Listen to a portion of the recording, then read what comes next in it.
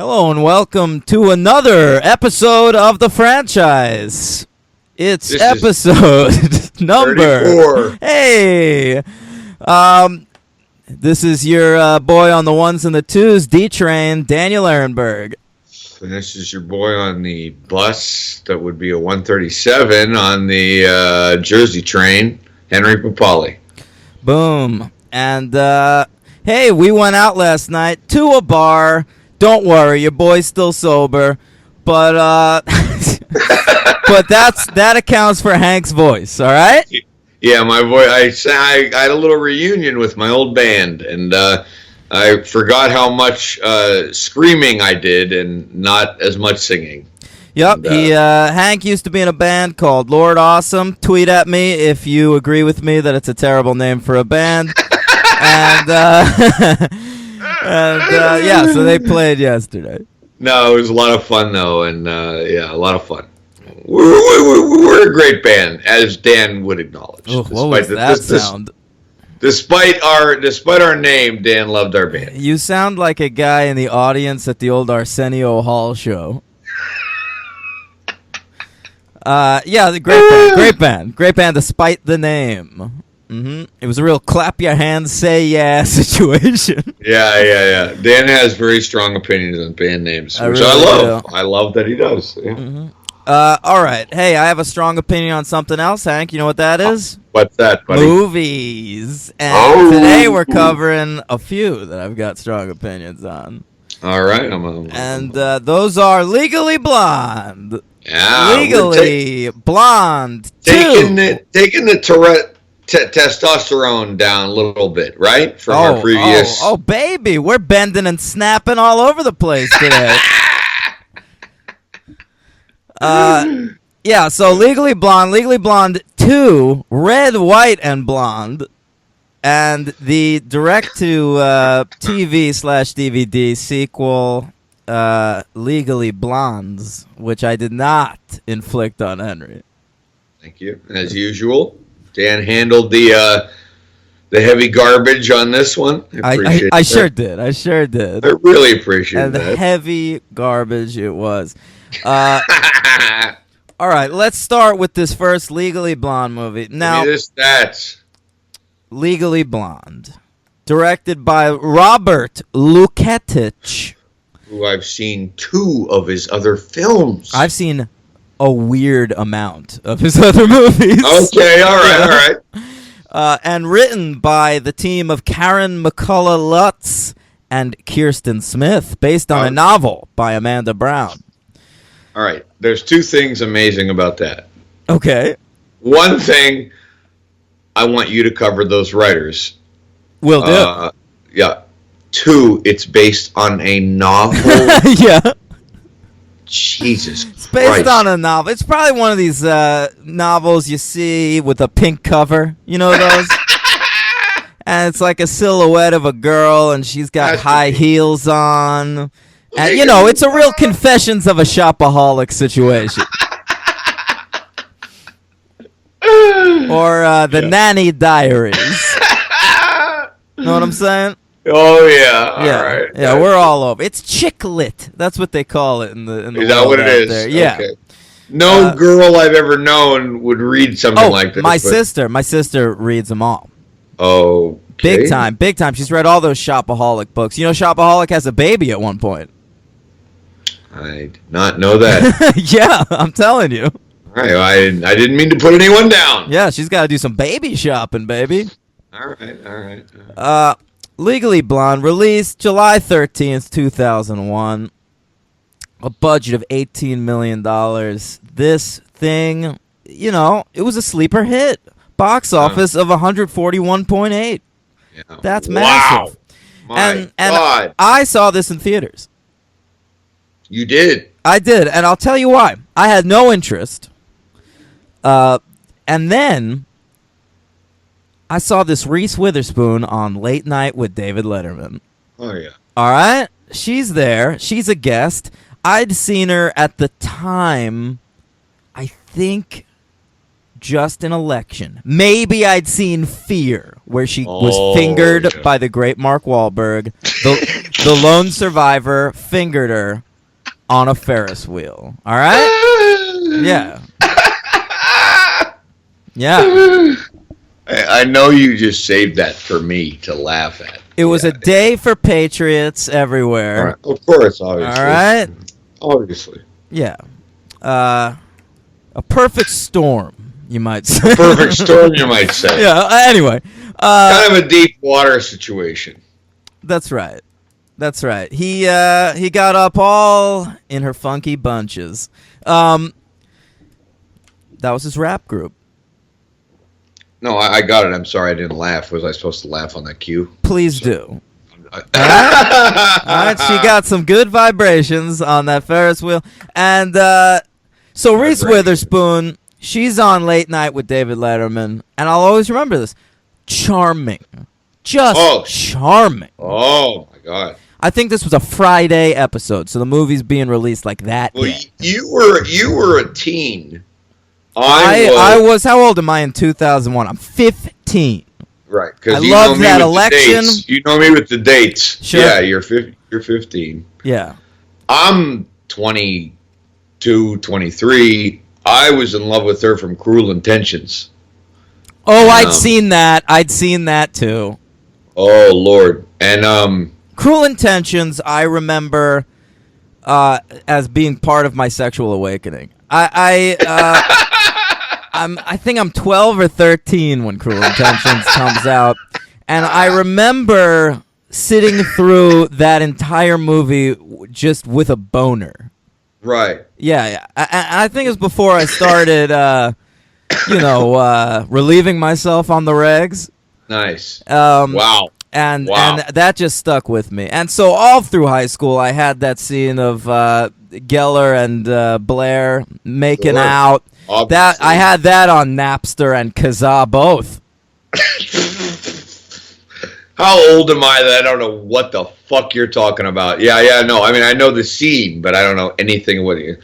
Yeah, I do. I will. I'll join you though. I will confess that I did have a legal boner during Mulholland Drive. Was that it? Mulholland Drive. Yeah. With Naomi Watts. Yeah. David Lynch's Mulholland Drive. That was an uncomfortable movie to sit through because I could not stand up for the entire thing. I couldn't. If I had to go to the bathroom, I was out of it. Forget it. What, when she crawls behind the dumpster and that monster's there? That really did it for you? I don't remember. I just no, I know. It's got lesbian scenes. I could not collect myself.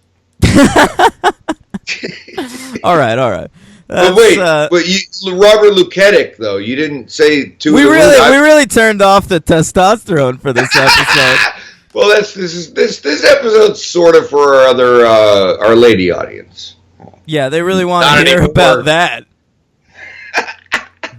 Ladies, let me tell you about some of my earliest boners. Keep listening. Yeah. All right. So this Robert Luketic fella, a great director. No, I love that you're giving him full pronunciation. No, I think Luketic. You know what he reminds me of? He reminds me of that guy Raja Gosnell that directed Home Alone 3. This is a guy that he's better than that. Not really. This is a guy that for years has just known how to navigate Hollywood. And I'll say this now. His last two movies were failures. And I think he might be in a little director jail now. Uh-oh. But for a while there, he was making movie after movie. And I have seen 1, 2, 3, 4, 4.5 of his movies. I showed one of them off. I've only seen 2. Yeah. So. I've seen 21 in Paranoia. I want to go in order here. All right. Now, this is an interesting career. Legally Blonde is his first film. Is that right? Yeah, I believe so. I believe so. He follows this up with Win a Date with Tad Hamilton. Ooh. All right? I saw that. You saw that? I saw that, and guess what? What? Pretty good. Pretty good. Topher Grace, very charming. a young Well, Kate we've already- Bosworth. We've sung the praises of Topher Grace. I love Topher Grace, and this is one of his only starring roles in a movie. So if you want to see Topher Grace in a starring role, you know what? Skip Predators. Watch Win a Date with Tad Hamilton. By the way, Dan, I don't care that I'm saying this on air, but I wanted to tell you that you got a lot of praise from my Aunt Marcia, who said that she also thinks Topher Grace is very underrated and doesn't get enough good roles. Oh, it's a crime, the roles he Yeah, gets. well, she thought that. She wanted me to tell you that. I appreciate it. Yeah. Thanks, Marcia. You're welcome. No, I wasn't thanking you. I was thanking Marcia. Okay. You're welcome on her behalf. All right, he follows up Tad Hamilton, Monster-in-Law, big movie, J-Lo, J-Fa, Jane Fonda. Now I've seen that. Yeah, I never saw That's garbage. I'm looking at it right now. I'm looking at his filmography. Yeah. All right, Monster-in-Law, but it's a hit, I think. He Yeah, follows that up. Was. It's like, oh, now I got to make a serious movie. I'm ready. I'm ready for the big time. 21, gambling picture. did you Kevin see Spacey. I owned it on Blu-ray for no reason. I think I got it as a present, Christmas present. But That's great. yeah, not a I good saw it. movie. Not a bad movie. It's Just- nothing. Yeah, you know what? Years and years and years ago, you and me talked about fugitives, U.S. Marshals, That's right. and you said the definition of a 3-star movie was U.S. Marshals, and 21. I think you might be right about this. Yeah, I know I am. Yeah. But I'm coming up with this right off the top of my head. But I'm thinking about 21, and I'm thinking like, yeah, that's a 3-star movie. Like there's nothing inherently wrong with it, but it's just completely forgettable. I couldn't tell you anything about it. Mm-hmm. I think I saw it solely based on the Kevin Spacey presence. I don't know. Yeah. Okay. Yeah, I mean, I just saw because I owned it. It's like someone bought it for me, and so I was like, I guess I'll watch it. Yeah. Paranoia was... I'm not up to paranoia. Sorry. What is there to get up to? He follows this up with another movie, The Ugly Truth, with Katherine Heigl and human charisma vacuum Gerard Butler. Now I tried to watch this movie. All right, I tried because this is Heigl. I was big into her show Roswell that she was in early in her career. Look at you. That's right. right. Yeah, but you know that's not what our listeners know her from. Well, the listeners should know her as Dr. Izzy on Grey's Anatomy, but Knocked Up obviously was right. the big that's role how for I her. knew her. Sure. Yeah. So I loved her in Knocked Up. I loved her enough that I then saw 27 Dresses in theaters. All right? You're a fucking madman. Now, I've got something to say about 27 Dresses. I'm ready to hear it. It's pretty good. I like 27 Dresses. All right? Co-starring human charisma vacuum James Marsden. But so I was like, Ugly Truth, it's a new Heigl. I'll give it a shot. Oh, my voice hurts already, and it's already hurting more. Oh, God. All right, so I shut off this Ugly Truth halfway. Okay. So he follows this up, another Heigl movie, Killers, with Heigl and Ashton Kutcher. I skipped that one. I was off the Heigl train. Oh, why was that? Why was that? I was off the Heigl train. Why were you off the Heigl train? Because I didn't like Ugly Truth, and then she slagged off Judd Apatow in the media. Oh, I know that. And I'd yet to watch Grey's Anatomy, which sort of reignited my enjoyment of Katherine Heigl. Sure. Okay. Yeah. Now, Killers, why would you put out a movie called Killers? It is the most generic title. It's nothing. It's like a 1983 movie. Yeah, it's like Cuffs. Yeah, definitely. What's the marketing behind that? I don't So know. I guess, yeah. I mean, I guess they figured we got Heigl, we got, I guess Ashton Kutcher. He's had a couple hits, right? Ugh. I've seen some Ashton Kutcher movies. I saw Guess Who with Bernie Mac. I saw the Steve Jobs movie. You saw that? Yeah, not in the theater. Was it any good? No, it's terrible. Terrible. Wait, I saw another Ashton Kutcher comedy. What's the Well, one? that's not a comedy, but No, I know, but other than Guess Who? No, I don't think I have. No. Wait, I got it. Just Married with Brittany Murphy. Oh boy. R.I.P. R.I.P. And yeah, so that one kind of tanked, and then he followed up with Paranoia, which I don't know anything about. It's a Harrison Ford picture. You've seen it. It's a horrible piece of shit. Yeah. I rented it from the library just out of curiosity. It's fucking terrible. It's just another generic as fuck title, by the way. Yeah. It's just like I mean, I couldn't even tell anything about it. It's just a rip-off bullshit nothing movie of nothing. It's garbage. Yeah. I mean, learn how to name a movie. Paranoia, Killers, they're just nothing. It's like, that movie Stone? Oh, I love that movie. Yeah, I love that movie too, but it's called Stone. Bad title. Ugh. Who's I going to agree see with that? you on that. Who's going to see a movie called Stone? Didn't I see that and kind of tell, like we were all working at the same joint, and I kind of Yeah, told you that? I think I only saw it because of you.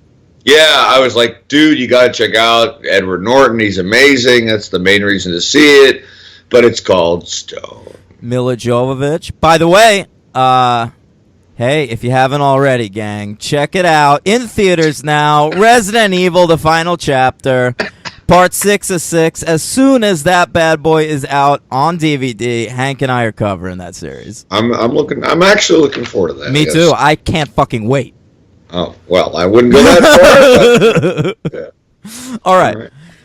So that's Robert Luketich, the director of this movie. Yeah. And looking over his filmography, can we say Legally Blonde's his best film? Yes, we can. We can. I think we can. I safely think we do can. that. Now, the writers of this movie, You handle that, yeah. I mean, they came out of the gate strong. Legally Blonde's their second script. Their first was 10 Things I Hate About You. Oh, I didn't know that. Have you seen that movie? No, and I've been hearing for years that I'm missing out on one of the greatest Shakespearean adaptations of my life. Am I wrong, Daniel, or what? Well, you're wrong about the Shakespeare part. It is one of these, high school Shakespeare movies. It's Taming of the Shrew. Yeah. But it is very good. It's Hughesian, very Hughesian. But you're not in the camp where, like, you will die if you don't see this movie. No, not at all. But I will say it's a movie I have seen probably 6 or 7 times in my life. And oh my god! Yeah, and which you is don't see. You don't see. Yeah, movies. that's a lot for me. I owned it on VHS, and it's a good movie. It holds up. I watched it probably 3 years ago, and I still enjoyed it. All right. Yeah. Good early Heath Ledger performance. Good early Julia Stiles action. Who else is in there? Good movie. Larry Miller is funny in it. Oh, I love Larry Miller. Yeah. All right. Legally Blonde. Now, this movie was very successful at the time. Not only in box office, in critical standing. Yeah, I know. All right. This was nominated for 2 Golden Globe Awards. Holy fuck. Did you know that? I see it here, but yeah, I forgot. Yeah. It was nominated for Best Comedy or Musical, which it lost to Moulin Rouge. Ooh. And I'm here to tell you right now, Legally Blonde's a better movie than Moulin Rouge. I don't know. I haven't seen Moulin Rouge in umpteen years. That's a tough call because this was pretty hard. But okay, really, I'll go with you. Yeah. And Reese Witherspoon. Well, she's great. Nominated for Best Actress in a Musical or Comedy, lost to Nicole Kidman in Moulin Rouge. And hey, Reese Witherspoon, way better than Nicole Kidman. Oh, okay, all right. Yeah. Well, you just mean like in general as an actress? Yeah, and the specific performances. That's very interesting. Yeah. I think that Reese can be. I can call her Reese because we're friends. Sure. I think she can be very powerful as an actress. I think, unfortunately, I don't think she's. I understand, like, at this point in her career in 2001, she was still just kind of like the go-to for this kind of role. But I don't know, comparing her to Nicole Kidman, I really do think Nicole Kidman is a great actress. I know you don't really agree with that, but... yeah, I think she's a horrible actress. You don't like her in stuff like even To Die For or Eyes Wide Shut? You're going back early on in her career. She's not too bad early. I can deal with her in those movies. Can you do your Nicole Kidman impression for the audience? Yeah, sure. Dan, this is one of my best impressions. It's one of my favorite impressions. I think I'm the only person who likes Dan's impression of Nicole Kidman being American. So this is my impression. Nicole, it's very specific. Now this is Nicole Kidman. She's in the movie. She's in Noah Baumbach's film Margot at the Wedding. All right. And she's asked. She's doing a book signing at like the Strand or something, and she has to answer a question. Okay. Yes. All right. Yeah. Go ahead. Hey, was this book brought forth from your personal experience? Aye, mate. I've been a New Yorker me whole life. Thank you. You're welcome. That is my Nicole Kidman impression. I know New York. Listen, I grew up in the Bowery. I grew up in the Bowery. I know every area of it. Yeah, I know. You're right. Herman. Yeah. I went to school in Sheepshead Bay. Sheepshead Bay. Yeah. Sheepshead Bay. Yeah. All right. Now, Nicole Kidman figures heavily in the history of Legally Blonde. Reese Witherspoon also lost the MTV Awards to her. Ooh. All right. And boy. Legally Blonde came in at number 22 in the year's box office, directly above of America's Sweethearts. Remember that movie? Julia Roberts, Catherine Zeta-Jones, right? Yeah, saw it in theaters. Let's not discount Wow. John Cusack and Billy Crystal. Sorry, those are the two I think of. Yeah, that's because you're whatever the opposite of misogynist is. Wait, because Catherine Zeta-Jones is just automatically I think of her sexually immediately. Really? Or immediately. When I think of Catherine Zeta-Jones, as soon as you said that fucking name, I immediately like go, oh, Catherine Zeta-Jones. I just think of that cancerous pussy she has. Well, I don't care. I would be in that. Just a reminder, audience. Michael Douglas said that Catherine Zeta-Jones's pussy gave him cancer. If you'd forgotten from our Basic Instinct episode. Yeah, if you aren't 34 episodes deep and you forgot, Dan has reminded you. If you're a new listener, welcome. Yeah. Welcome. Nicole Kidman was in the movie directly above Legally Blonde in the standings that year. I bet. Alejandro Amenabar's The Others. Oh. A film I found to be deeply boring. So did I. I agree with you. Yeah. Yeah, but we were very in the minority in there, my friend. People love that. Yeah, a lot of people like that movie.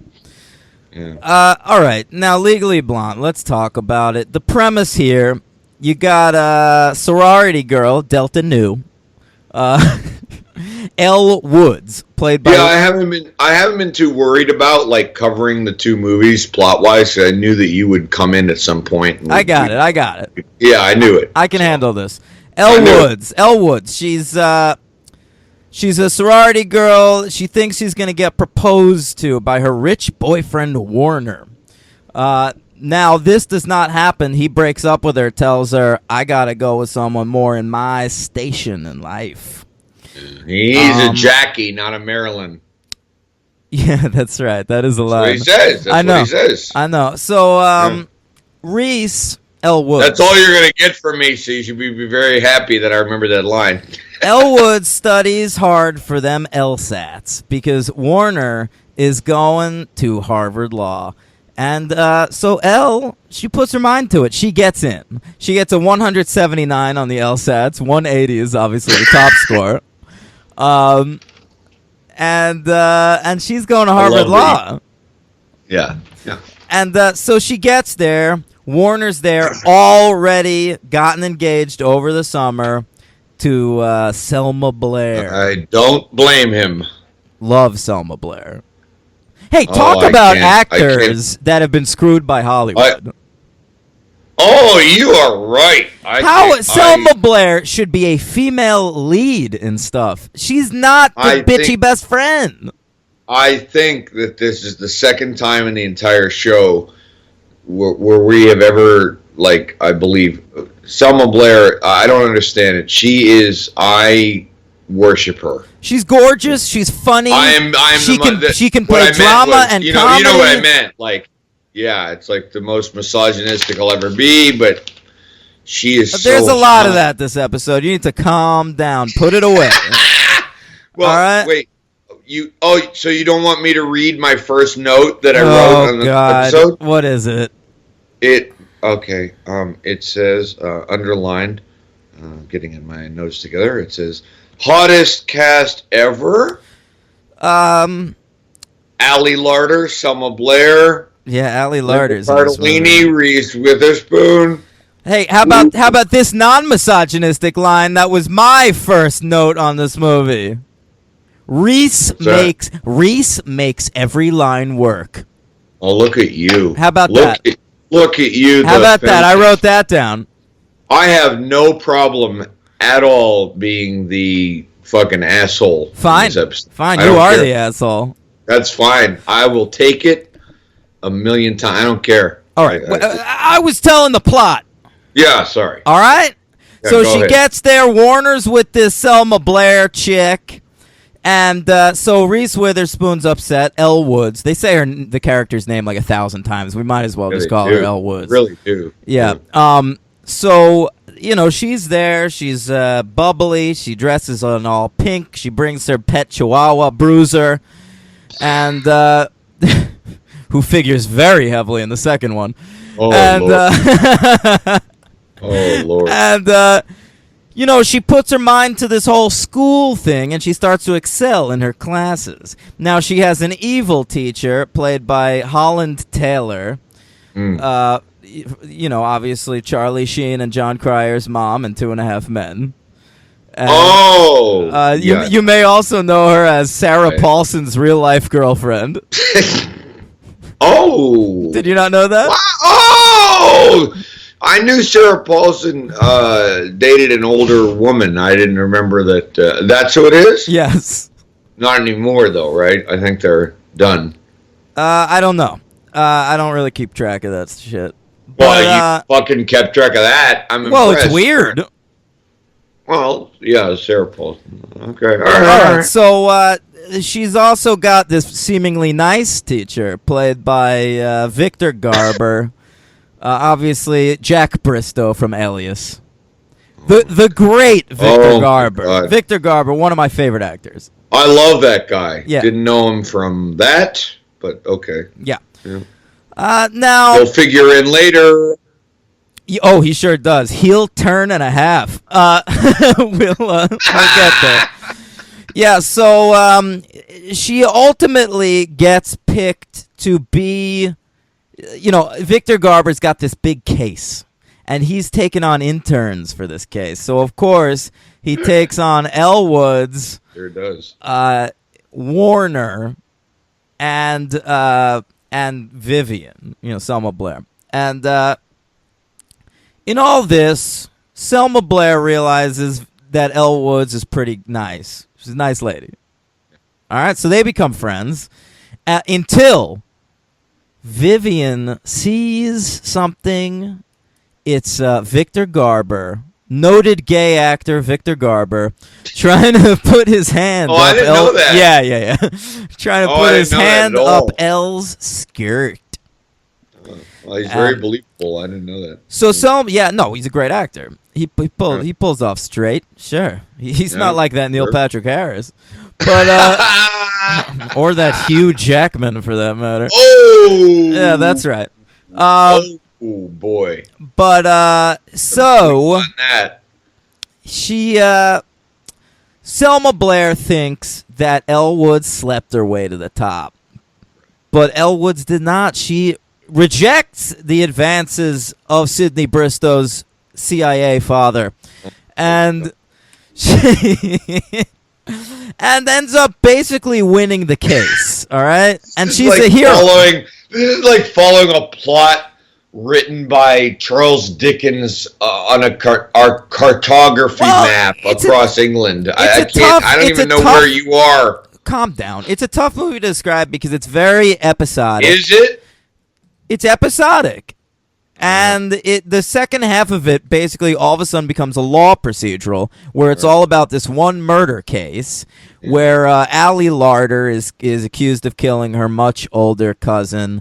And Elle Woods figures out that it was actually this fella's daughter, Linda Cardellini, by using clues involving a perm that she got the day of the murder. Because Elle Woods solves all her cases. Legally Blonde takes place in a universe where all court cases can be won or lost by how much you know about the hair and nails of your opponent. Very good point. Yeah. And I love that. That's very true. And I might as well continue my misogynistic streak here. Please stop. You're actually making me uncomfortable. Okay, good. I'm going to continue. Okay. All I could think about was how much Linda Cardellini, when she was on the all I could think about was how hot she is and how unbelievable that perm was. Yeah. That didn't make sense. This is Linda Cardellini, only a year away. Freaks and Geeks. You tell me because Freaks and Geeks had just ended. Yeah.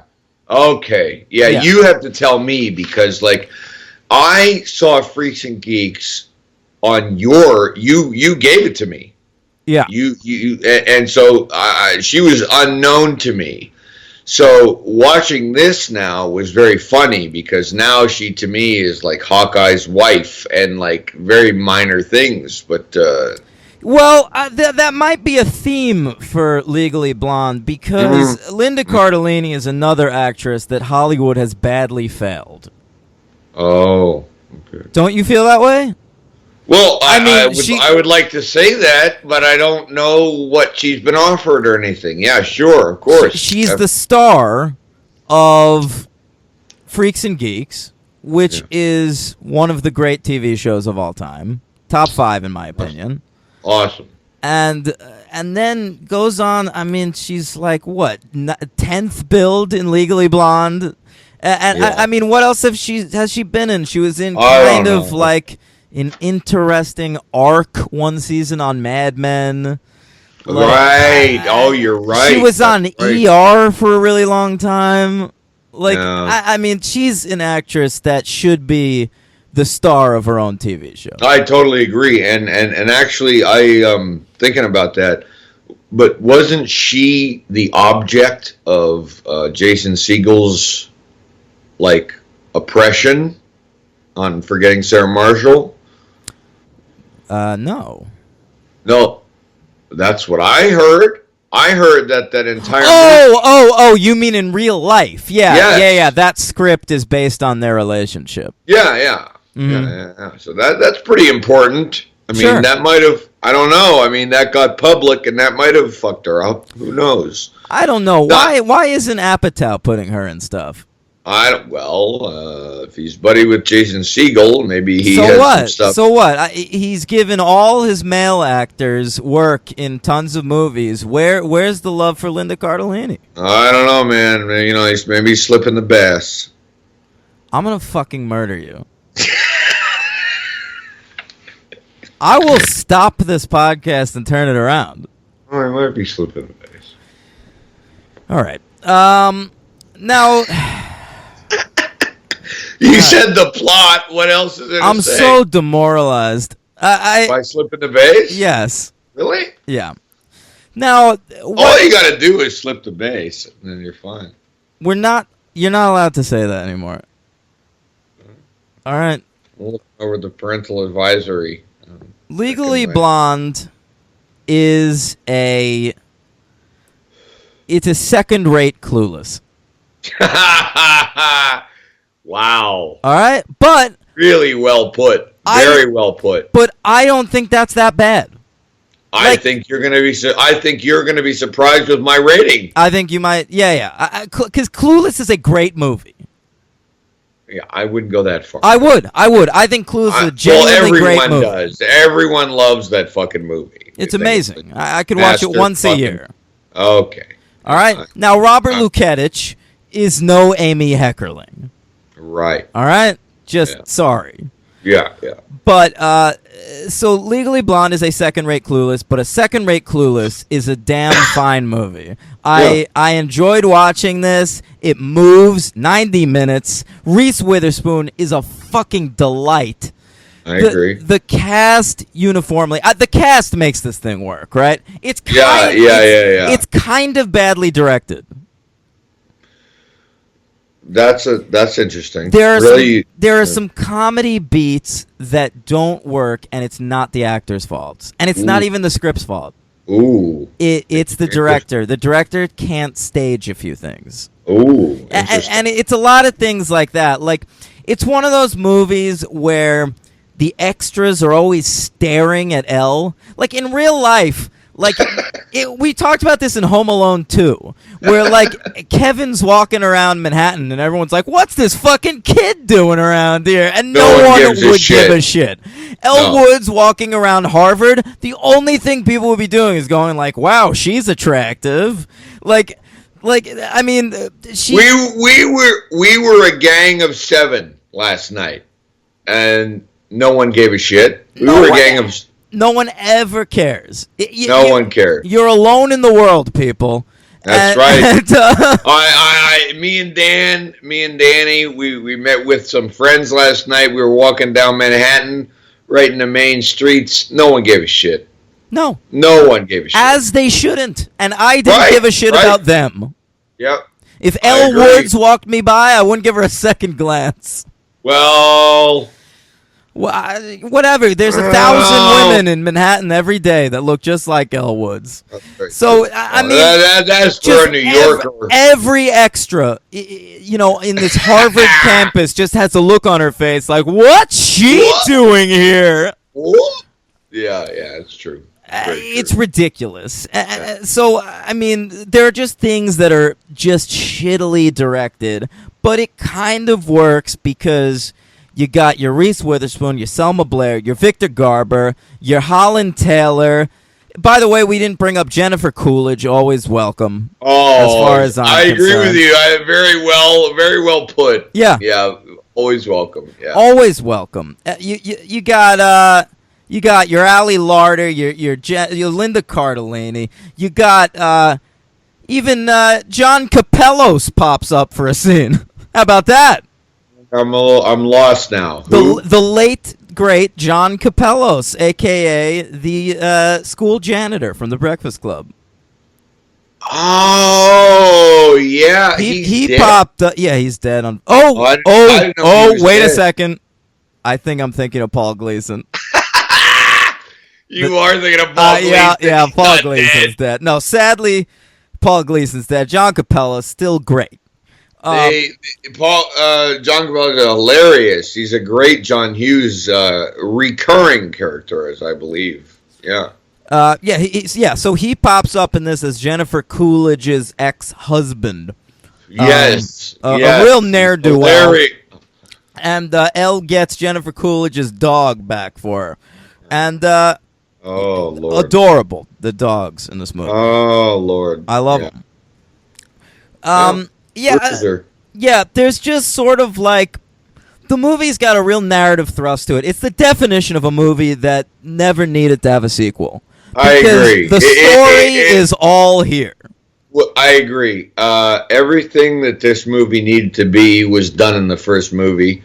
And we love to do this kind of movie because it is part of the franchise ethos. Sure. It's a fun movie, though. It's a fun. You know what I kept thinking during this entire film? It's not hurting anyone. That's what I kept thinking. That's the whole great. Time. Yeah, it's not hurting anyone. That is great.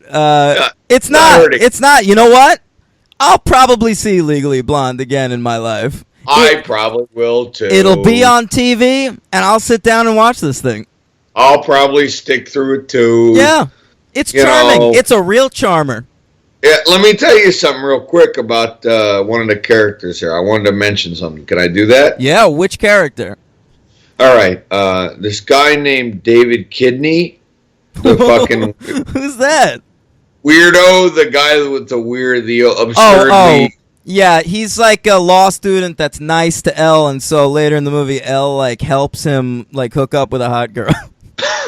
Exactly. Yeah. Now, this guy is named.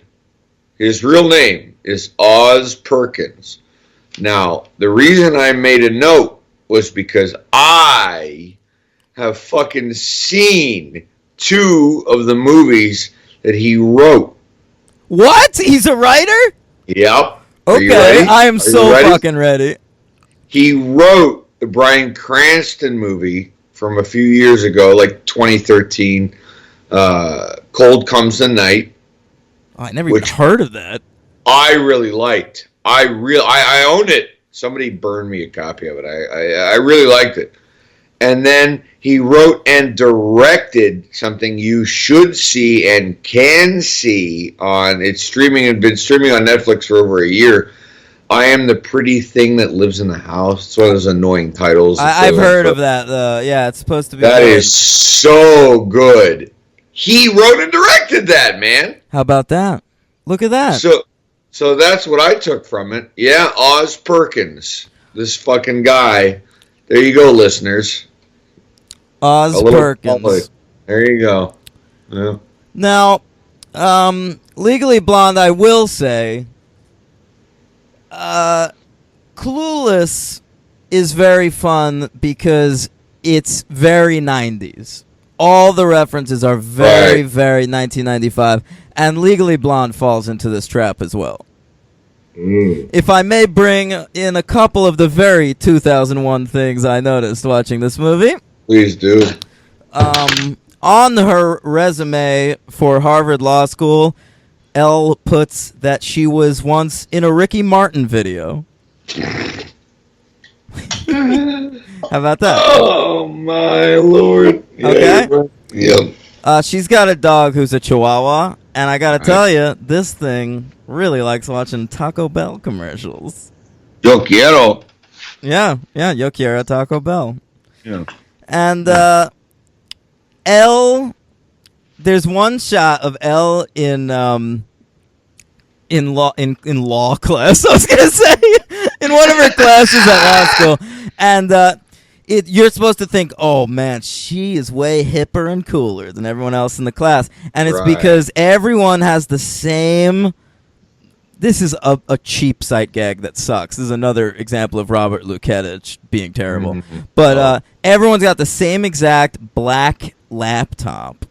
And Elle, it pans across, she's got a sweet orange iMac.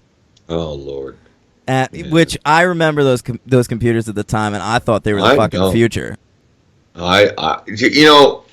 When this movie came out, I was in college, and I don't remember anyone having laptops out for anything. Yeah, well, let me ask you a question, Hank. Where were you going to school? Harvard Law? I was. Second year law student. How'd that turn out? I have an MBA and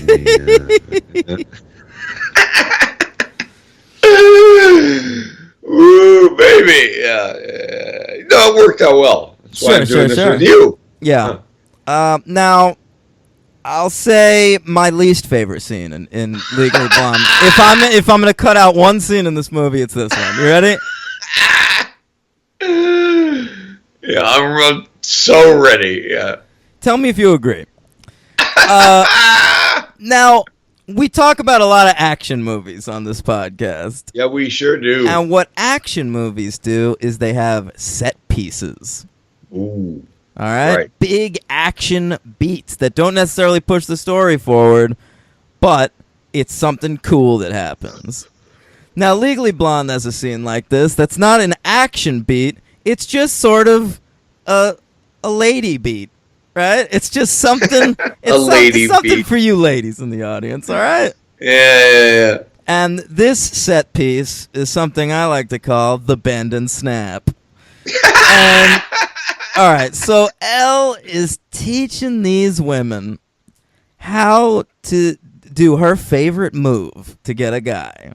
Because Reese Witherspoon needs moves to get a guy. Right. I mean, one of the most confounding things on this fucking whole entire movie, I did not understand. I did not get it at all. But she's helping out her friend. She's helping out Coolidge. No, but it didn't make any sense. Can you please help? Please. Okay. Tell the audience. The bend and snap is a move that Elle has come up with.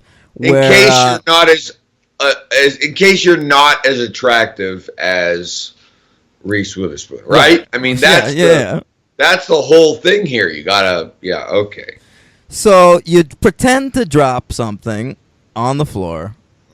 You bend down to pick it up, and then suddenly you snap up. Now listen, the bend part of the equation I understand. Me too. But what's this weird snap thing they do where she's sort of like framing her boobs with her hands? How is that attractive? If I saw a woman do that, I would have her fucking committed. I agree. I completely agree. When that happened, that's when I knew that two things. One, I knew I had never met a woman like that. And two, the guy writing this or the woman writing this has never been laid. I don't know what. I mean, what is it in the book? Because it doesn't push the story forward at all. It's just this weird comedy set piece. So fucking stupid. I mean, I'd cut it out entirely. Oh my god! I mean, but it was clearly a big hit because it figures into the second one. Yeah. I know, but like, I was watching this and I was like, I was kind of intrigued. I gotta say, when like she's telling Jennifer Coolidge, like, oh, you got to do the bend and snap, and I was like, oh, what's? I don't remember this, like, because I saw this, like, I don't know if we mentioned this, but like I saw it a long time ago, and then she does it, and I'm like, what the fuck is she doing? Like, and then it happened, and I was like. And then, but then the scene goes on and on. Yeah, it does. Because then she teaches the entire crew in this nail salon to do it, including this one gay guy that's there.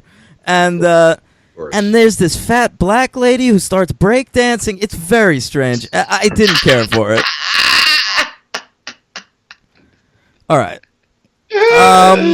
Now... So, my favorite part of the movie is the second half, the law procedural. I thought that really worked for me. I was in. Oh, it's a real Legal Eagles scene there. Yeah. It's better than Legal Eagles.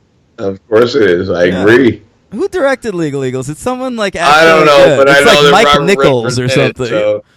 It's not Mike Nichols. It's somebody important though. You know who it is? Great. I got it. It's Ivan Reitman. Really? Look at you. It's Ivan Reitman. Really? Yeah. Legal Eagles was directed by Ivan Reitman? I'm almost positive. With Robert Redford, Daryl Hannah, you know what I'm talking about. Yeah, right? do you want to look it up? We're not Okay. I don't think we're crossing. So you looked that up. The movie ends with a nice epilogue. And, obviously Elle gets to speak at graduation. It goes on a little too long. And, hey, we didn't even talk about Luke Wilson. He's the only good part of this fucking movie. No, he's not, but he's just another good member of the cast. Yeah. Luke Wilson, by the way, in this movie, the same year as the Royal Tenenbaums. Oh, good point. I mean, come on. He's in Legally Blonde the same year he tries to slit his wrist to Elliott Smith. Fucking insane. And so you are right. Legal. It is Ivan Reitman. Ivan Reitman. Okay. So wow. she ends up marrying this thank you. This Luke Wilson character. And he's all over this movie. He's the male lead, basically. He's the one you want her to be with, because she wants to get this Warner guy back. And the whole movie, you're like, no, go with Luke. Right. Yeah. Right. And I actually, that guy turns out to be my LVP. Who? Matthew Davis. Is he Warner? Yeah. He's my LVP. Oh, look at that. And I'll tell you why. What? But I'm going to give you a big BUT here. Check him out, audience. Check him out in Tigerland. Oh, Joel Schumacher's Tigerland. Yeah, I mean, he is great in Tigerland. So, I mean, you're going to see this idiot in this movie here, but he is fantastic in Tigerland with Colin Farrell. I don't remember him in Tigerland. Oh, he's the foil to Colin Farrell. No, I know who you mean. But it's just been so long since I've seen that movie. No, well, honestly, to be perfectly honest, it had been a really long time since I was like, well, why do I know this fucking guy? Because he was my LVP. And then I was like, I looked him up, and I was like, Tiger. Oh, that's why I know him, because he's great in that movie. He's really good. Well, so he's bad in Legally Blonde. Capable of acting, but he is very bad at this. I don't know whether he's miscast or what, because I agree. Bad. I agree. Bad performance. I agree. And it stands out because it's such a good cast uniformly. Yes. That it's really the only weak performance in the entire movie. I actually agree with you. Yeah. All right. Let's wrap up Legally Blonde. All right? Fine, I got a superhero count. Oh, right. You have a big one, don't you? Let's get through this. All right. Hurry it up. All right, 6. Ugh. Selma Blair. Hellboy. You got it. Okay. Victor Garber. The Flash and Legends of Tomorrow. And Green Lantern. He was Sinestro. Oh, really? Yep. That's insane. Not the movie, because Mark Strong was Sinestro. The cartoon. Okay. Linda Cardellini, Hawkeye's wife. Right. Which is why I really started this in the first place for stuff like that. Which movie was that? The first Avengers?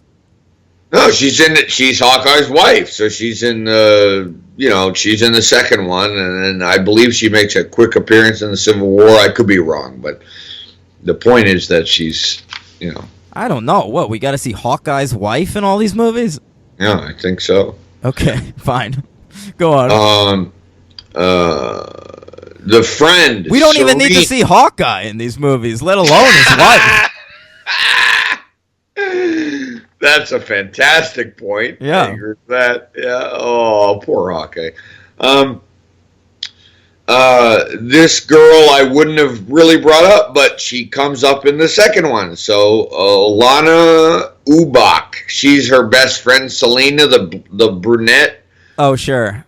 Yeah, she's in Gotham Knights and Spectacular Spider-Man. Okay, some cartoon work. Yeah, and Raquel Welch, who we didn't. Yeah, fucking Raquel Welch shows up for a scene in this movie. I masturbated to her for a few years. You're a nut job tonight. Oh, yeah. And she's in Lois and Clark. Yeah, okay. Yeah, and UPS guy, Bruce. He's the guy that Jennifer Coolidge is trying to bang this entire movie. She's going to try the bend and snap out on this fella. Lord, how mighty. Yeah. And he was in, what do I got here? I got like 4 things. He was in Batman. He was in... Which Batman? Voices. Oh, okay. Batman. He played Atrolicious in Green Lantern. Jesus. He played somebody in Justice League, and he played Commissioner Gordon in Son of Batman. All right, how about that? Fucking huge. Is that everybody? That's I got it. I got one you don't have. Do it. I love it. You know how there's that lesbian feminist girl who's like mad at Elle for most of the movie, and then they become friends. Yeah, she was in Lois and Clark with Dean Cain. I am literally like applauding you with my hand. Okay. Well done. All right. So she was in Lois and Clark. Okay. Yeah. All right. All right. So Legally Blonde. What's your rating, Hank? 3 stars. Yeah, I'm giving it a solid 3 too. A solid 3. I'm giving it. I almost gave it a 4. No, I actually wrote that. I got to be honest with you, buddy, my old friend. I got to tell you, I wrote a weak 3. It's entertaining, but it's so fucking stupid. I mean, I don't know who this movie is meant for. That's my take. What do you mean? Everyone loves this movie. It's meant for a lot of people. It's meant for teenage girls and adults. Yeah. Because I'll tell you what, I think this movie really works. Fucking dumb. But it works as a lawyer comedy. I really think it does. It is dumb, but I think largely because of Robert Luketich. I think the script's not bad. Really? Yeah. Oh, I did have I'm actually glad you brought that up. I had another comment, which the score. Rolf Kent, is that the guy? Yes. Yeah. Yes. Who I came to a conclusion, and obviously, apparently, on my legal pad was accurate. I wrote, he is only good on Alexander Payne films. Oh, he's Alexander Payne's guy? He's his guy. Yeah. That's why I knew him. I knew him right away. Like, as soon as I'm not even lying. Audience, I'm not trying to say I'm like some fucking Rain Man, but I'm weird with scores. I think if our longtime listeners know that. And as soon as I heard it, I was like, wait a minute. I know this guy. And then I was kind of like, oh. And then I looked him up, and it was like, oh, it's Alexander Payne. Yep. So has he done all the Alexander Payne movies? No. He did Election, Sideways, and About Schmidt, which I personally loved all of those scores. Those are the best 3 movies, too. And that's it. Everything else he's done many other scores. All of them are shit. They suck. He is not like some guy who like works for another director and is okay.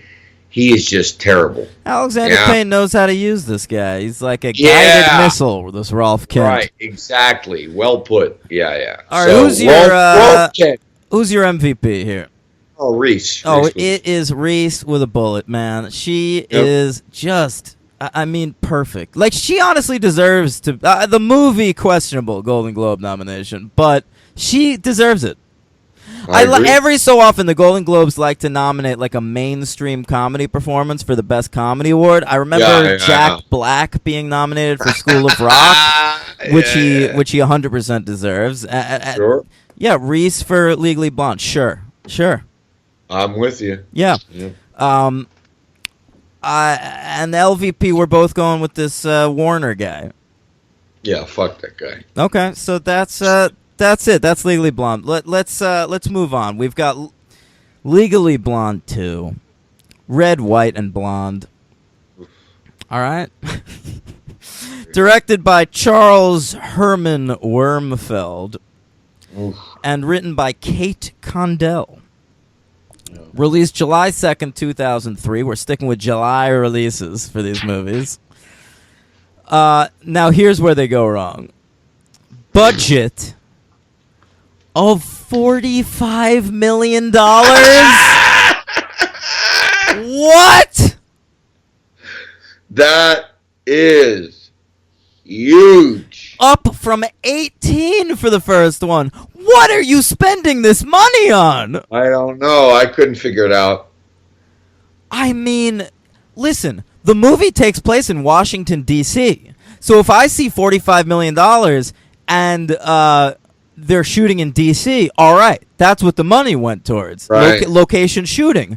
But Right, this movie right. has some of the most god-awful shit-ass backdrops I have ever seen in a movie. It looks like a Saturday Night Live sketch half the time. I agree. Yeah, I agree. I was like, what is the Bush White House not like this? Yeah, and the one note I wrote about the director, and it probably is the only note, was he's directed a good movie. Is that your note? Yep. Yeah, Kissing Jessica Stein. I love that movie. Yeah, great movie. I love that movie. Great might be pushing it. It's a very good movie. I agree. Everything you just said. Yeah. Okay. Yeah. Great. Yeah. Really enjoy that. It's a very good movie, and John Hamm's ex-wife. Yeah. Yeah, Jennifer Westfeldt. You're such a misogynist in this episode. Can she have an identity? She wrote a very good movie. No. She's only to me. She's John Hamm's wife. Okay, great. So it is. I'll tell you that Charles Herman Wormfeld has this is my episode to be an asshole, I guess. Yeah, seemingly. Yeah, and then I'm done. Don't worry about it. Nobody worry about it. And I'm fine. Yeah. Charles Herman Wormfeld has another interesting credit. He directed a pilot of Legally Blonde. Ooh. All right, so we're talking franchises here. After this Legally Blonde 2, this Charles Herman Wormfeld tried to develop this thing into a TV show. And I'll say this. Yeah, that is the way to go. That's the way to go to extend this franchise, because the whole fucking story is in that first movie. There is nothing here in the second movie, and even less in the third one. And so, if you're gonna make a TV show, do a silly hour-long law procedural in the vein of an Ally McBeal, and every episode, Elle Woods is working on a case. Yeah, sure. All right. That's fine. You can have Luke Wilson in there. Victor Garber could be like the partner in her firm. Yeah. How about that? All right. It'd be great. Right. So get David E. Kelly to write it. You're not a fan. You're not even a fan of the premise here. Oh, it's horrible. I have no idea how they decided to make a Legally Blonde movie after the first one, and this is what they came up with. I agree with you. It's confounding to me. Yeah, I agree with you because, it's funny. This is one of those weird movies that we're covering on our show that, like, for me, we cover the franchise. It's not horribly made, so it's like a competent piece of shit. So it's like, it's a 2-star movie for me. The second one? 2-star. Yeah, I'm telling you right now. It's 2 stars. So this is a 1-star for me. Oh wow! This might be my least favorite movie we've ever covered. Yeah, no. Wow. I'm sorry, I'm dragging on my cigar here. I'm stunned. I hated infinitely more pleasurable than Home Alone 4. I mean, come on, man. Come on. I don't know. It's close. Really? It's close. Really? Yeah. We've never talked about that on this show, and I think that would be very funny for people to. I mean, the contenders what was for like me, your least pleasurable experience watching Home Alone 4 and Austin Powers and Goldmember? Those are your worst. Those to me are the worst. This wasn't even close. Yeah. All right. I still had fun watching it. I mean, this movie sucked, but it still wasn't. All right, here's some stats. No, but that's fun though. Yeah, I like. Yeah. A budget of $45 million, box office 124.9. It's still a hit, but not close to the level of the first one. But it made only slightly less than the first one, but the fucking budget's out of control. It was number 32 in box office for 2003, just ahead of Mystic River. Oh my lord! Yeah. And just below, Master and Commander, The Far Side of the World. I love that movie. I love that movie. It's all right. It's a great movie. Now, here's the premise for Legally Blonde 2, Red, White, and Blonde. By the way, horrible title. Jesus Christ, I thought we were past that. No. Right. Elle is getting married to Luke Wilson, all right? Now, she's trying to come up with a guest list. Oh, God. And, she's got her dog, Bruiser, who I guess was a big hit in that first movie because he's the star of this movie. I mean, and he's just wearing fucking outfits. This whole movie, Bruiser's just dressing in like pink dresses and shit, and we find out he's gay halfway through the movie. The animal cruelty. Yeah, so she wants... There's the irony of the entire premise of the movie. Yeah. Yeah, kind of true. She wants to invite this dog, Bruiser's biological mother, to her wedding. But she finds out that the dog is being held at a test facility for, cosmetic testing. And so she decides... Because, of course, the only woman that we've ever covered in this entire podcast has to be obsessed with makeup. We've covered other women. Oh, no. I kind of thought it was kind of funny. I have to tell you, man, I have to confess that when we were covering this, I was like, I'm glad we're tackling a lady movie, a chick flick, right? But... Sure. What about Catherine Trammell? Oh, please. Oh, huh? My God. Oh, my God. What about Trinity from The Matrix? All right? This whole fucking place. Huh? I don't care. What are we playing to? I don't care. Yeah. It doesn't matter to me. It doesn't matter to me. What about Mickey from The Enforcer? Huh? Mickey. Yeah. Tyne Daly. How about I don't know. How about some girl from how about that head from the end of Jason X? Oh my God. Yeah. I'm sorry, audience. I am literally crunching my gut. Okay. All right. So you got this great setup in Legally Blonde. She's a lawyer, all right? So naturally, what do you do for a second movie? How about her solving a case? Nope, that's not what we do in this movie. We're sending her to Washington, D.C. to lobby on behalf of ending cosmetic testing on animals. And she says animals throughout the entire movie. We never see an animal other than a dog. All right? So anyway, I mean, what are we doing? It's not a lawyer movie, which is what I want from Legally Blonde. Right. And she's just in D.C., like, lobbying for animals and complaining about her clothes and planning this wedding. She's working with Sally Field, who makes a major heel turn in this movie. Oh, yeah. I mean, I agree. The cast is not as uniformly good, though there are some really good people in this movie. They just aren't given anything to do. Let me just say a couple of things. Okay. I felt like in this movie, like, people were just kind of dead in the water, and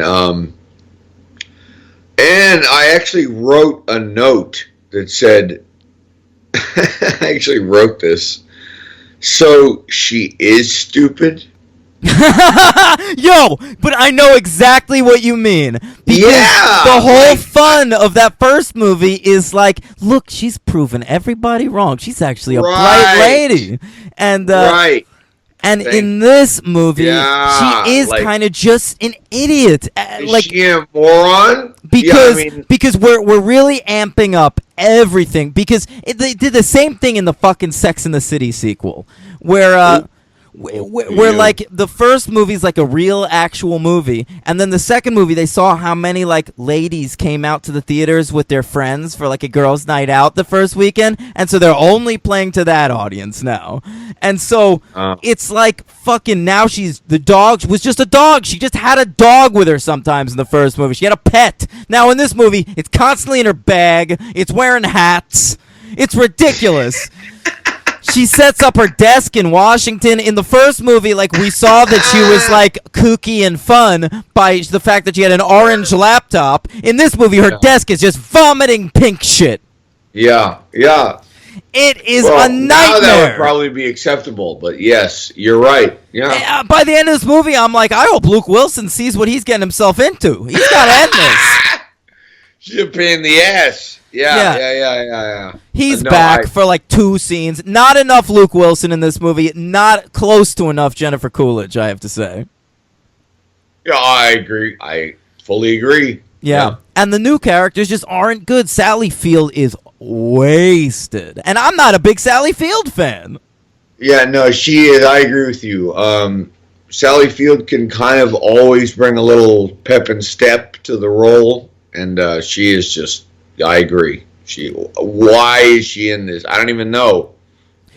I couldn't tell you. Yep. I mean, what? Did the producers see this as like a modern day Gidget or some bullshit? She's like it's a Lincoln follow up. Yeah, right. You got Bob Newhart in this movie, the great Bob Newhart, the button-down mind of Bob Newhart in this movie, and he's playing the doorman in Elle's hotel, and he's always just hanging out with Elle, and he's horrible, and I mean, come on. At one point, Elle asks him a question, and Bob Newhart is forced to respond with the following line. Faux shizzle, my Elzel. That's bad. I wanted to kill myself. Really bad. I mean, I haven't been that suicidal since I was 15. It was... That's really insane. Bad. He's really Bob Newhart. I know. I've seen him on episodes of The Big Bang Theory that's less embarrassing than this. That's saying something. It is. That is like his appearances on numerous shows.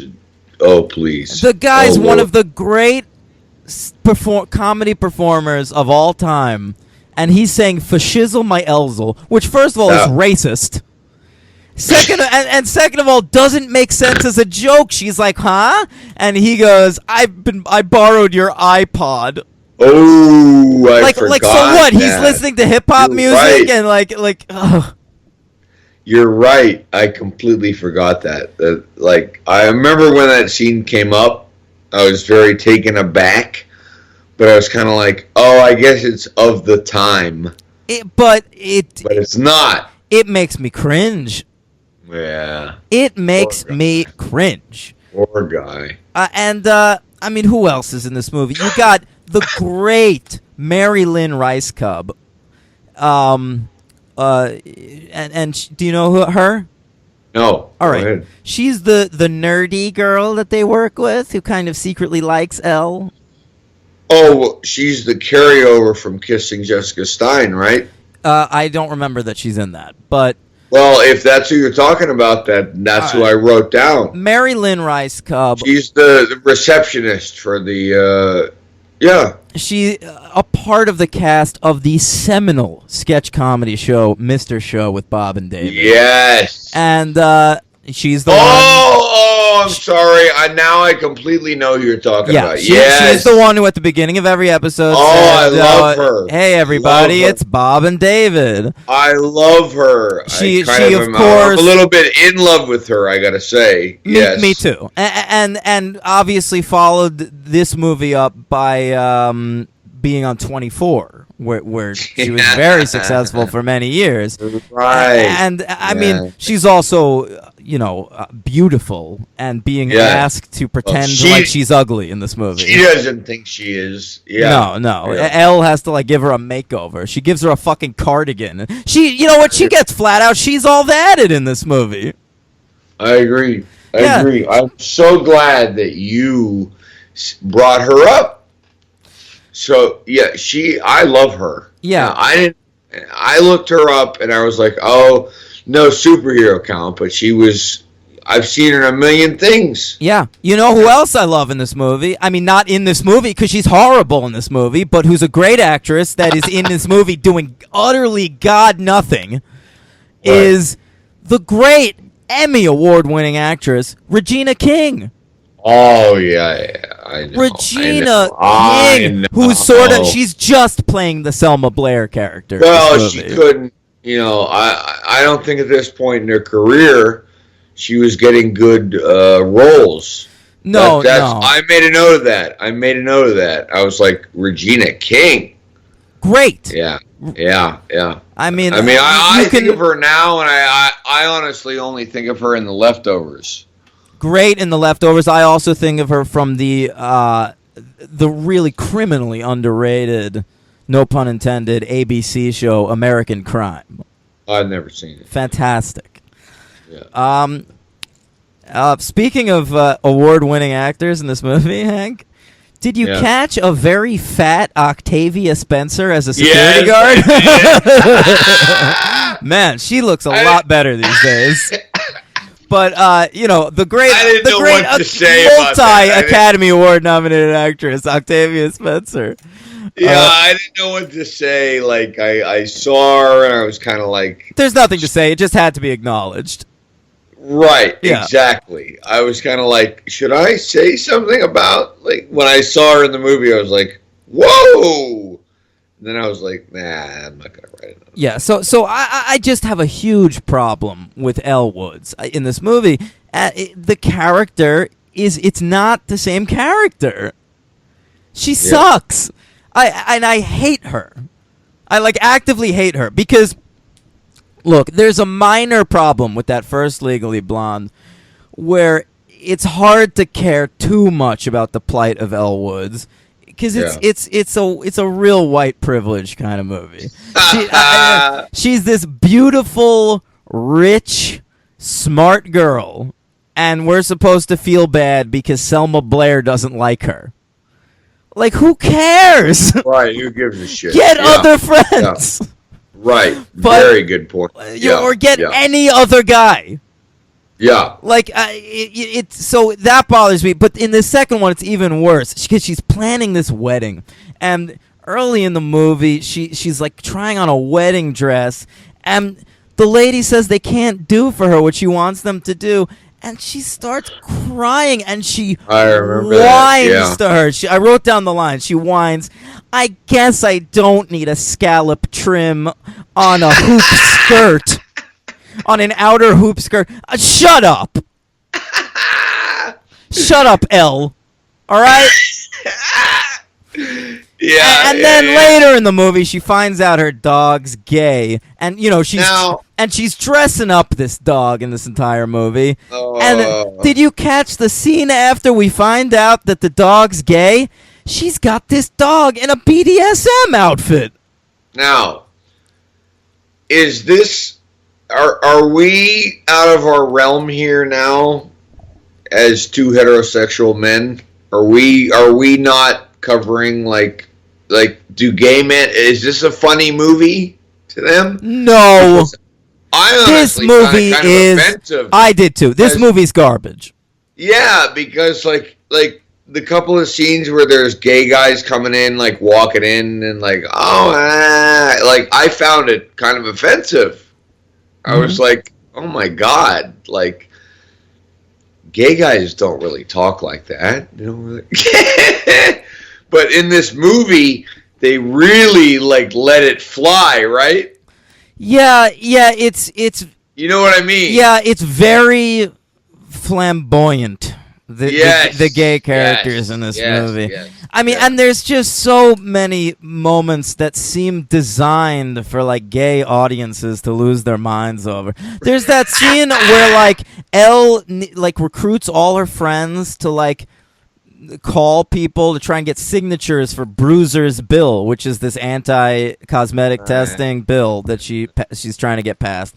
And so Elle's friends from the first movie, the other Delta News, they they hire these interns to like cheerlead in the Capitol building, and they're all like in cheerleading outfits dancing to bow wow wow yippee oh yippee yay bow wow yippee oh yippee yay. Oh man. Yeah. And I'm like, for shizzle, my Elzel, what the fuck is going on over here? Oh boy. Yeah. I mean, it is ridiculous. And there's a few scenes in this movie. I mean, it's called Red, White, and Blonde. It takes place in Washington, D.C., though patently did not shoot there. Clearly. And they're trying to be, like, weirdly, I don't know, patriotic or something. Yeah, you're right. It's like Patriots Day's Mark Wahlberg's fingers up her cooch. Like, gave her a little dose of patriotism. She's proud to be an American. All right? Yeah. You know, he taught her in fear. He walked with her in fear. Yeah. And he wanted to give us some, I want to tell you about some fingering in, the other movie you're going to do. Sadly, this movie was not the big hit that they thought it would be. No. How about that? The big hit. No. Remember that Mark Wahlberg classic? How about you finish? Come on. I nailed it. You did nail it. All right. That was very good. Thank you. You watched the third. Wait, I'm not up there. I'm not there yet. Jesus. I just very quickly want to bring up Elle, at her darkest time in the movie. She goes to the Lincoln Memorial and cries. And I gotta say, this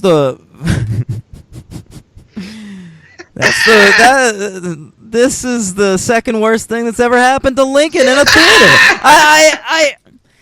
Look, I mean, and I gotta say, this is the best performance by Sally Field in a movie that features Abraham Lincoln. I'll say that right now. Because she's terrible in that Lincoln movie, man. Oh, I don't agree. So the movie ends with a shitload of speechifying. They use John Lennon's "Power to the People." I'm sure exactly what John Lennon wrote that song for. And the movie ends with them getting married. And there's a freeze frame on Elle just winking right at you. And I'm just like, I want to poke your other eye out. Jesus. You are insufferable, Elle Woods. Oh, my God. I've lost a lot of blood during this episode. All right. Oh. So that's Legally Blonde 2, Red, White, and Blonde. What are you giving this one? You're giving it a 2. I am. I'm giving it a 2. It's not... I mean, it's terrible, but it's competently made, and Bob Newhart's my MVP. Mm-hmm. And your LVP? The director for doing this. Yeah. I wrote it down specifically. For kissing Jessica Stein and then actually doing this. That was sad. It was very sad to me. My superhero count. Wait, I need to do mine. My MVP and LVP. Oh, okay. Yeah. My MVP, Hank. Who do you go with? I'll go with Mary Lynn Rice Cub. Sure. All right. Oh, yeah, absolutely. And Yeah. my LVP, the fucking script.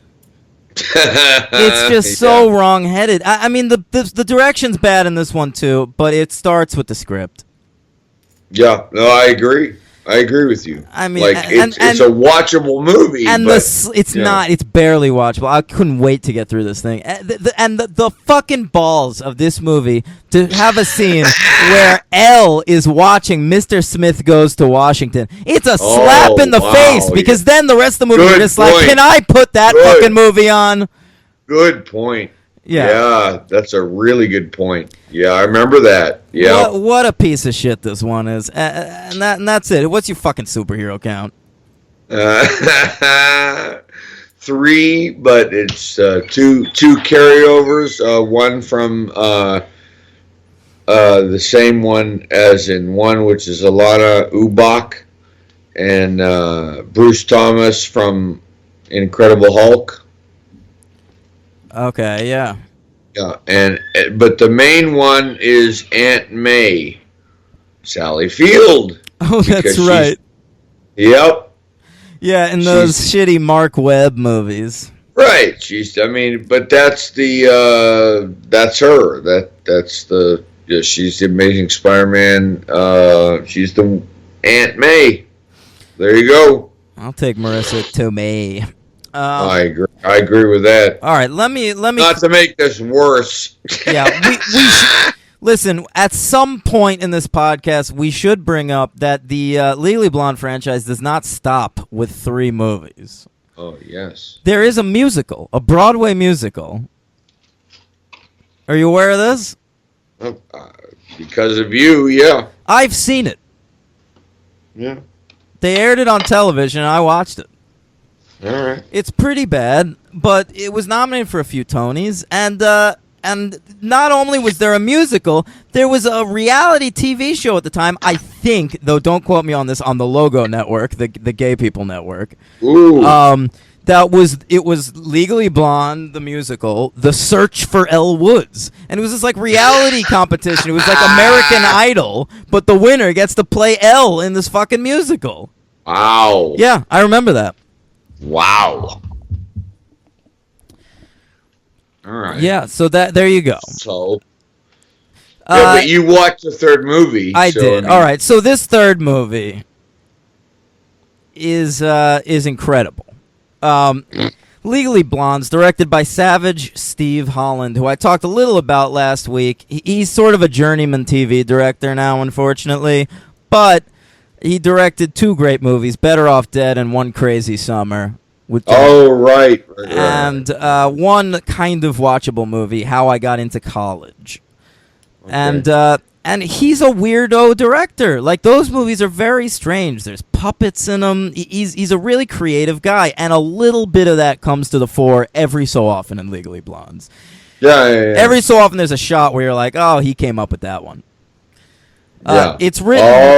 Yeah. It's written by Chad Gomez Creasy and Dara Resnick Creasy. Maybe a husband and wife team. Who could care? It was released April 28th, 2009 on DVD. It also aired on both ABC Family and the Disney Channel. So this is it's a different kind of Legally Blonde movie because it is directed at children. Yeah, it's for kids, and it's a TV movie. It doesn't have the budget of the first 2. It's a pretty nothing movie. And the best thing I could say about it is that it's as good as Legally Blonde 2. Oh, well, that's actually pretty strong. Well, and that, I think, makes Legally Blonde 2 even worse. Because this is some shitty ABC Family movie, and it manages to be on the same level as this gigantic $45 million Hollywood release. Yeah. And this movie, I mean, we've praised the casting in the Legally Blonde series. This movie's got no one. Yeah. No one at all. It is about Elle Woods' two fucking twin. She's got twin British cousins. Okay. Yeah. Izzy and Annie Woods. Uh-oh. Their father, has recently gotten a transfer to Beverly Hills. Now, so Elle Woods, off screen, of course. Reese Witherspoon not in this movie, though she does have a producer credit. Oh. She has let this family stay at her L.A. pad while she's working at her law firm in Boston. Oh, Lord. All right? Yeah. And this house, I say house, it's a fucking mansion. I don't know how Elle Woods is this bi-coastal. I mean, she's got to be partner at this fucking firm by now. And to be partner, she's got to have rethunk fucking blowing Victor Garber. Rethunk, for fuck's sake. Rethunk. Yeah. I love it. Yeah. Elle leaves them 2 chihuahuas as a present, of course. Okay. Yeah. All right. And they go to school at Elle's old private school. Now, Elle is still quite a presence at the school. The headmistress hates Elle. Okay. Remembers Elle, remembers her as being something of a rebel, and hates her. And so she's got her eye on these kids, all right? Oh, all right. All right. Now, there's Jesus Christ. There's sort of a an antagonist in the movie, and that's this girl Tiffany, who works at. No, she goes to the school. Her father is the CEO of a company called Uber Electronics, which I guess is supposed to be like Apple. Yeah. Right. Uber Electronics. So she's really rich. She invites the twins over to her place, and they jump on trampolines for a while. And I will give this movie this. It does have a 5-minute sequence of a bunch of girls in schoolgirl outfits jumping on trampolines. Nice. All right. Nice. Yeah. So Noise. And I don't even know who that scene is for, because I mean, honestly, it's for old pervs. Like that scene is here just in case Pete Townsend ever wants to watch this movie. Bro. Yeah. Boom. Yeah. Fuck you, Pete Townsend. Where's the book? Where's the book, buddy? You've been doing this research for years. I hear that's why you had all those pictures of child porn on your computer. Where's the book? Fuck you, Pete Townsend. Look at this guy. Yeah. Fuck you. Yeah. I won't. I'm with you, brother. I'm with you. I mean, and so basically, Tiffany eventually frames the girls for cheating on a test. Yeah. And they have to use their skills because they have like inherent legal skills, like Elle. Yeah, right.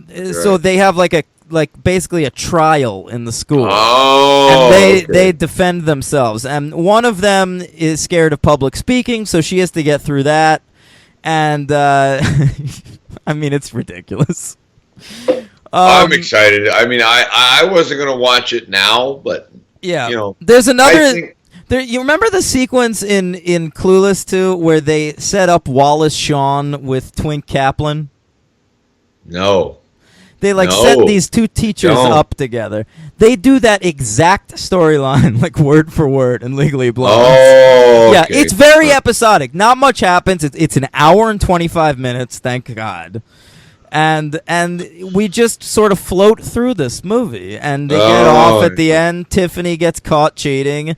She gets sent to public school, and then they're the most popular girls in school. That's it. Oh, perfect. And it's really like an hour and 15 minutes because they have the gall, because they didn't have enough movie here. Every so often in the closing credits, they just stop for a deleted scene. At first, I thought it was bloopers. Really? I've seen bloopers during closing credits before. I have never seen deleted scenes. That's funny. It is ridiculous. And by the way, the deleted scenes are helpful. They fill in a couple blanks. I bet they do. They do. Yeah. So Wow. it's a nothing movie. I don't have too much to report. You don't have to see it. I mean, I'm not talking to you. I'm talking to the audience. No, I know. But I mean, it's a 1 star, just like Legally Blonde 2. But I gave it 2. I know, I gave it 1. And I mean, what are you gonna say? The MVP, the dad is pretty good. I mean, what do you want from me? Who cares? Savage Steve on. Let's give it to Savage Steve. And the LVP is the twins, and I'll tell you why. I don't know why they did this. They hired You know how I hate British actors doing American accents? I do know that. Now, yeah, in this movie, they have hired a couple of American actors, and they are doing British accents, and it is just as bad. Okay. Yeah, it's terrible. So I mean, that's Legally Blondes. So I mean, I'm ranking these movies 1, 3, 2. You haven't seen 3, so you're doing 1, 2, I assume. You got it. All right, and that's Legally Blonde. We've covered it. We did it, man. We did it. Yeah. You know what? First movies a recommend for me. If you've never seen Legally Blonde and you see it on TV, it's a Sunday afternoon, you got nothing to do, watch Legally Blonde. Watch yourself some Legally Blonde.